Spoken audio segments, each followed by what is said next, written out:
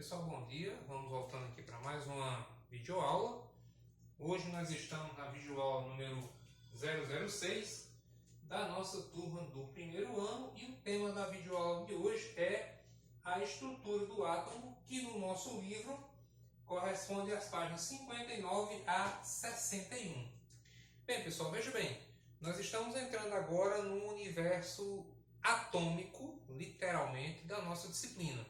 Tanto é que essa parte dentro da química é chamada de atomística, que é basicamente o estudo do átomo, né?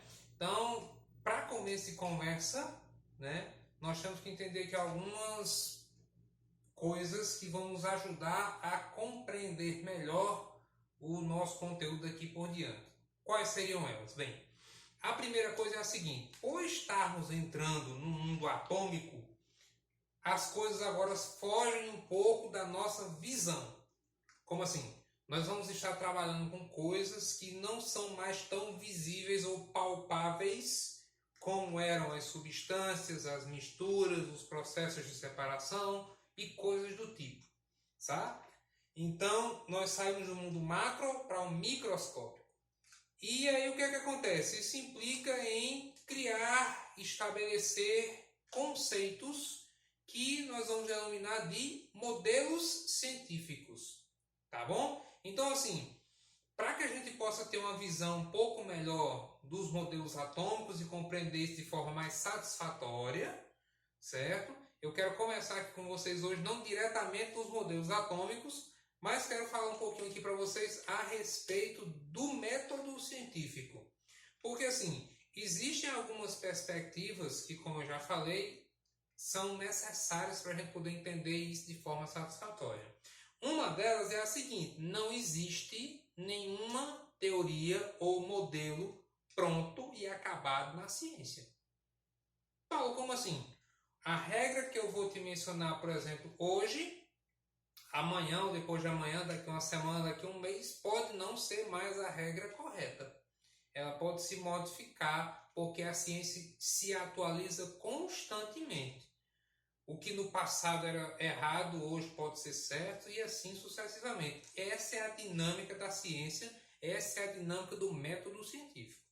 Tá bom? Então, antes de tudo, tenha isso na sua mente. Não existe dentro da ciência nenhuma teoria que seja pronta e acabada. Não existe uma verdade absoluta. Todas as verdades estabelecidas na ciência podem ser contestadas e substituídas com o passar do tempo, dependendo, obviamente, de um processo, que é isso que nós vamos conhecer agora. Tá bom? O que acontece, então? O método científico, eu fiz aqui um diagrama mostrando as principais etapas. Ele se baseia em uma série de etapas, as quais precisam ser averiguadas, postas, antes de você estabelecer um novo conceito ou de refutar um conceito já existente. Então, muito bem. Antes de mais nada, de onde é que vêm as teorias? Bem, todas elas surgem de um determinado problema. Que a outra perspectiva que eu sempre gosto de deixar claro é o seguinte: a ciência, ela não é algo puritano. Como assim? Isolado do mundo, de tudo e de todos. A ciência, ela é um produto de um meio social, econômico e, por que não dizer, político. Paulo, então você quer dizer que as questões sociais, as questões econômicas e políticas influenciam na ciência? Sim, claro. Por quê? Porque se você parar para analisar, a grande parte das descobertas da ciência, para não dizer todas elas, tinha como fundo uma vontade individual de alguém, um problema que a sociedade enfrentava. Todas as pesquisas passaram por um estímulo ou não econômico e muitas delas por um viés político. Certo? Então a ciência, ela tem a sua linha de raciocínio, ela tem o seu esquema, o seu padrão, mas ela não está isenta de fatores, de sofrer influência de fatores externos. É isso que eu estou dizendo. Então, o que eu, pesquisador, vou fazer depende de onde eu estou. Depende de que situação ou de que perspectiva eu tenho, para que eu possa me orientar. Ah, não deveria ser isenta? Não, porque a ciência tem que responder às perguntas do meio. De que adianta eu fazer uma pesquisa que não vai ter aplicabilidade nenhuma? Não faz sentido. Então, lembre-se sempre disso. A ciência ela não está isenta e nem pode, nem deve se isentar dos fatores externos. Por quê? Porque é através desses fatores que se escolhem os principais temas em discussão. Tá? Então, o primeiro ponto é escolher um problema. Que pode ser uma dúvida, que podem ser perguntas, algo que ainda não está respondido. E no contexto atual, nada melhor dizer, né, falando em relação ao Covid-19, por exemplo, nós não temos ainda estabelecida uma vacina. Nós não temos ainda estabelecido um determinado conjunto de medicamentos. Está sendo desenvolvido, está sendo estudado. Por quê? Porque foi um problema, digamos, novo que surgiu. Existem ainda muitas dúvidas, muitas perguntas. Então, o primeiro passo para se estabelecer um método, um conceito, é um problema. Tudo parte de um problema, certo? A partir do problema, os pesquisadores, os cientistas, né, vão criar o que nós chamamos de hipóteses, que são ideias ou prováveis respostas para as minhas perguntas. Então, por exemplo, voltando para a questão da pandemia, diversos laboratórios, universidades, etc., né, estão buscando uma vacina, criando diversos tipos de compostos, combinações, para resolver o meu problema. Então, essa é a minha hipótese. Eu tenho vacina A, vacina B, vacina C, vacina D. Ou medicamento A, B, C e D. Qual deles vai funcionar? Eu não sei. Eu acho que pode funcionar. Essas são as hipóteses. Como a ciência não trabalha com achismo, e nem pode, na verdade, né, ela vai fazer o quê? Ela vai testar cada uma dessas hipóteses, que é exatamente a parte da experimentação. São os testes. Então, voltando para o exemplo que a gente está mencionando, se nós estamos numa pandemia que não tem vacina, né, de maneira profilática, nós temos aqui vacinas A, B, C e D. Como que eu vou saber se elas funcionam ou não? Eu tenho que testar. E esses testes são exatamente a fase da experimentação. Por último, então, vem a conclusão, que pode ter, então, dois caminhos. Quando eu fizer os experimentos, eu posso concluir que as minhas hipóteses estavam erradas, eu posso negar as minhas hipóteses, ou eu posso confirmar as minhas hipóteses. Voltando para a questão do exemplo das vacinas, eu tenho vacina A, B, C e D. Fiz a primeira análise e percebi que a vacina A, B e D não funcionaram. Então, eu estou negando a minha hipótese. Ah, mas a vacina D ou a vacina C funcionou. Então, eu estou confirmando a minha hipótese.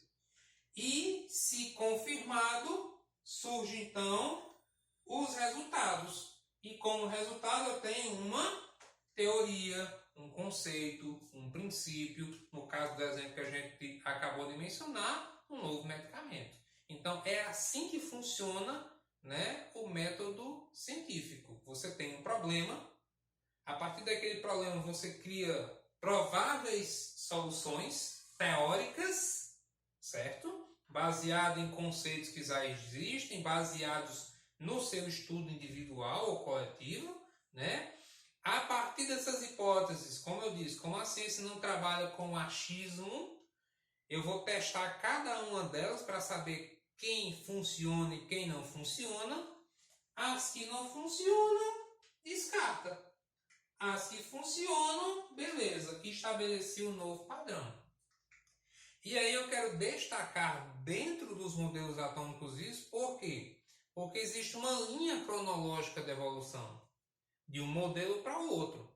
E repito o que eu falei no início, não existe um conceito totalmente certo ou totalmente errado. De repente ele vai sendo aprimorado, como é o caso dos modelos atômicos. Eles vão evoluindo de acordo com as análises que foram feitas, certo? Ah, então quer dizer que eu não preciso necessariamente partir de um problema. Eu posso analisar uma teoria que já existe para saber se ela ainda é válida ou não? Sim, pode ser. Como também é o caso, novamente, dos modelos atômicos. Eu tenho vários modelos que vão evoluindo. Por quê? Porque alguém pegou o modelo anterior, que é uma teoria, certo? Pegou aquele modelo, levantou algumas hipóteses a respeito desse modelo, fez as experimentações. No que ele fez as experimentações, o modelo não conseguiu responder às perguntas. Não conseguiu. De tal maneira que, a partir disso, se criou um modelo mais atualizado. Certo, pessoal? Então, repito, esse é basicamente um esquemazinho simples das etapas através das quais se estabelece um conceito científico. Tá bom? Então, fica esclarecido isso, que os modelos eles podem ir evoluindo e vão evoluindo, precisam evoluir, porque os problemas vão mudando, certo? Vão surgindo novas hipóteses e vão sendo testadas e assim sucessivamente, tá? E aí, o que é que acontece? Antes de eu dar prosseguimento no conteúdo, na próxima videoaula, nessa videoaula de hoje, então, eu vou pedir a vocês o seguinte. Baseado nesse esquema aqui, e você pode até pesquisar na internet ou pode simplesmente criar algo seu, pessoal, entre aspas, particular. Eu gostaria que você criasse uma sistemática de etapas sobre um determinado problema. Paulo, como assim? Eu mencionei para vocês o caso da pandemia, do Covid-19. O que acontece? Como é que seria feito? O que é que eu quero que vocês façam? Primeiro, vamos supor, eu estou montando o esquema da pesquisa. Então, qual é o problema? Covid-19. Um vírus novo. Ponto. Eu vou levantar algumas hipóteses de como tratar esse vírus. Vacina, medicamento, aí tem vacina A, B, C e D. São as minhas hipóteses. Experimentação. Testei as vacinas, ou testei os medicamentos. Descartei uns e sobrou um que funcionou. Cheguei a uma conclusão. Então eu quero que você monte, construa, crie, repita. Você pode pegar um problema real, certo? Pode pegar alguma coisa que você criou ou que você imagina. Porque independente da área de estudo que você for seguir, daqui a 2 anos, né, na universidade, você vai ser um pesquisador. Certo? Paulo, mas isso funciona em todas as áreas? Em todas as áreas. Na área das exatas, na área da saúde, na área das humanas. Sempre tem pesquisa. Muda o método às vezes. Como é feito a análise. Mas a pesquisa científica ela é padrão para todas as áreas. Então, o que eu quero que você crie é, você vai escolher um problema, vai criar algumas hipóteses que possam resolver esse problema. A experimentação provavelmente não vai ter como você fazer. Então eu quero que você faça como eu fiz aqui, uma questão hipotética. Ah, tal hipótese deu certo, está confirmado. Tal hipótese não deu certo e uma conclusão. Como é que você pode fazer isso? Você pode fazer isso num esqueminha, como eu fiz aqui, certo? Ou pode fazer por tópicos, por exemplo, problema, aí escreve o problema. Hipóteses, aí faz lá as várias hipóteses. Experimentação, e assim sucessivamente. Você pode fazer por tópicos por escrito. Você não precisa fazer no esquema, né, no mapazinho aqui como eu fiz não. Aí fica a seu critério. E aí você vai me devolver isso no documento que eu vou deixar em anexo lá na plataforma como atividade. Tá certo, pessoal? Qualquer dúvida, se não tiver ficado claro o suficiente o que é para fazer, você entra em contato comigo, tá bom?